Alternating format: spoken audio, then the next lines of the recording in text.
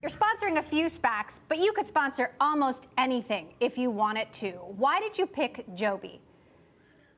So Joby has the amazement of a little bit like your earlier thing of the Jetsons now become real, of moving urban transport from 2D to 3D. It's Uber meets Tesla in the air, and that can transform space, people's commutes, stop gridlock, and have that not have the climate impact, and to do all of these things in a way that make cities healthier and more fun and more ability to get around. And so that kind of redefinition of transport, of networks, has been one of the things that I've actually been doing over the last 5 to 7 years. And so while I originally hadn't thought about the third dimension of space, I did actually, once I saw it, said, oh, this is a new network. And networks are how we transform our work, our experiences. And so this, networks, I understand. So we've all imagined that Jetsonian future when we're stuck in traffic or we have a long trip ahead of us, but we're not quite there yet. And I wonder, is this realistic for 1 billion people? Like, how does this scale? Does it really reinvent transportation or just augment transportation? Well, I think reinvention is in part also augmentation. You'll, of course, still have ground cars. You'll be moving heavy things around. There'll probably even be, various forms on the passenger side. But the reinvention means that what previously was configured by geography, think about, the flight to the airport, or or the drive to the airport, or think about, kind of getting around things. Now, it's just literally the 3D of potentially getting there. And that, emphasizing people and the fact that moving people around is really key. So I think that kind of reinvention, is the same kind of reinvention that when we start doing plane travel, of reinventing space, that all of a sudden now, across the Atlantic, across the Pacific, isn't so far away. The fact that you could live a little further out and kind of make that work. Like, all of those things are the kinds of reinvention. Then, of course, the climate change and because of the sharing model, the accessibility to everybody as part of it, as Paul was talking about. So let's talk about that. The Uber plus Tesla in the air metaphor is so vivid. Is the pilot a Joby employee? Is it a contractor like an Uber driver is? And is that really the best labor model at this point? It's a company that's still not profitable. Well, we have to actually get the service going.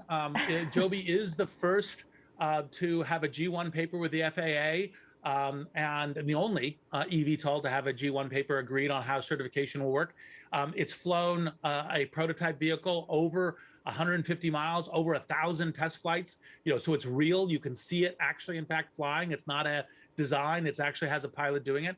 And so I think one of the things that I think we start with having a pilot in the vehicle even before, like, autonomous vehicles, to maximize safety and understood and learn from it, because a combination of, obviously, it's safety, and then ease and kind of a good impact. So I think the labor market will be fine. One of the things that Joby did is they actually figured out a fixed wing a certification. So it's a broad range of pilots who've been trained, who only need a little bit of an additional cert in order to be able to fly them. So, you're also sponsoring a SPAC for Aurora, the self-driving car company.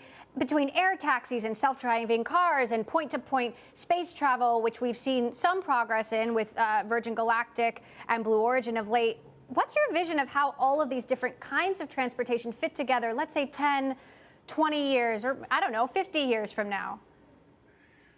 Well, it's kind of funny because I've kind of found myself just by thinking about networks, kind of doing all of this reinvention of transportation. And obviously, autonomous vehicles will be key for increasing safety, decreasing costs, making the network as a platform for all of this.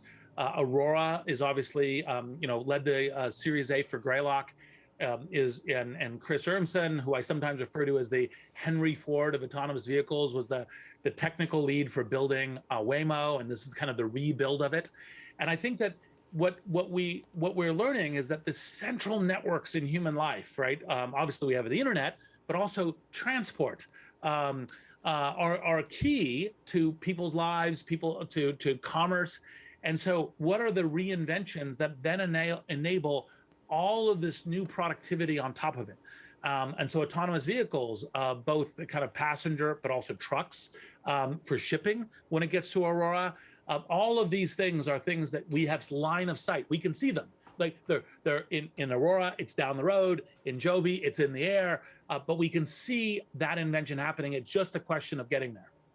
Do you see no pilots someday or autonomous taxis, or is that just not in the viewfinder yet? I think it's in the viewfinder, but it's with a safety first. It's in the viewfinder past doing it with the pilots. I mean, well, look, we already have autonomous, like most of the commercial planes are flying on autopilot.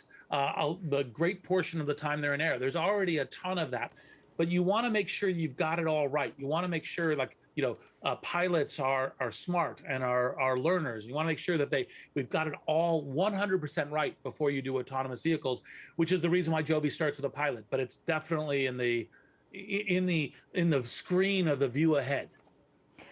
Meantime, Reid, the Senate just passed this $1 trillion infrastructure bill. For Joby to succeed, you need these vertiports across the country where they can take off and land vertically. Some folks in the self-driving community don't think that this infrastructure bill does enough to work towards their ambitions. Do you think the bill does enough to address the future of transportation as you see it? Well, I'm always we should be accelerating more and more towards the future. So there's a lot of great things. It's a big, complicated bill. There's a lot of great things in it. The recognition that electrification is going to be so key and central to future of air, future of road, all of the infrastructure, and doing that is really key. So there's a bunch of very good things in the bill. Would you say, asking me as a technologist, saying technology is inventing the future? It's part of how we make American inventions, like Joby and Aurora, and that we bring this technology to our own benefit and to the world. Obviously, I think we should be doing more. We should be thinking on each of our major problems within transport and generally, like, how can we make technology move faster, deliver better on this, and how do we create the incentives for the market to so do it? Because that's obviously where the future will be, and part of the future and health of American industry is by getting there with robust technology earliest.